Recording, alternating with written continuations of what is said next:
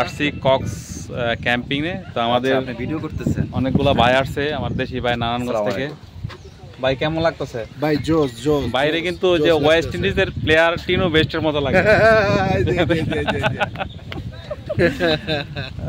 তো এখানকার ওয়েদারটা কিন্তু অনেক সুন্দর, একেবারে সেন্ট মার্টিনে ফিল পাওয়া যায়, আবার কিছুটা থাইল্যান্ডের মতো ফিল পাওয়া যায়। স্পা হইলে অনেক সুন্দর হবে ভাই, স্পা হইলে।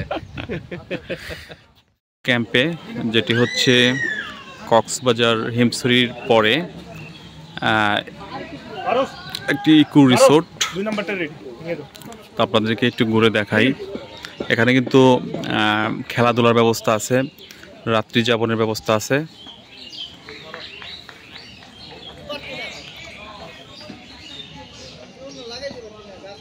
তো আজকে আমার সফর সঙ্গী আমার বন্ধুরা আসছে নারায়ণগঞ্জ থেকে।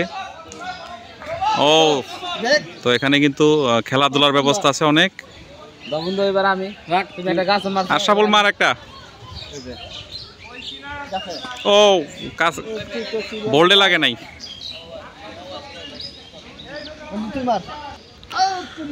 এটি কিন্তু ইন্দোনেশিয়া, থাইল্যান্ড এই ধরনের একটি ফিল এখানে পাওয়া যায় কক্সিন ক্যাম্পে।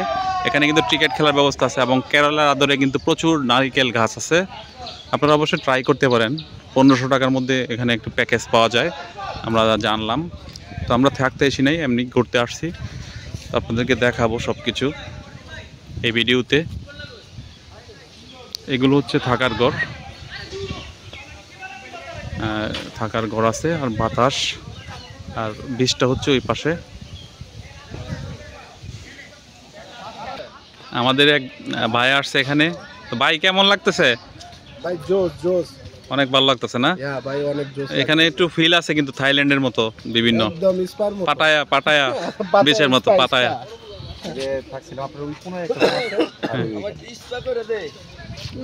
তো এখানে থাকার জন্য অনেক ধরনের ব্যবস্থা আছে। তো আমরা দেখতে পাচ্ছি এখানে মাচা আছে, মাচার উপরে তাঁবুর মধ্যে থাকা যায়, একটি অন্যরকম ফিলিংস। আর সামনে হচ্ছে এখান দিয়ে বিচে যাওয়া যায়, প্রাইভেট বিচ, এটি হচ্ছে প্রাইভেট বিচ। এখান দিয়ে কিন্তু একেবারেই বিচে যাওয়া যায়, এখানে গেট করা আছে। আমরা যাব, আপনাদেরকে দেখাবো সব কিছু। তো আমার ফ্রেন্ড সার্কেল সবাই আসছে।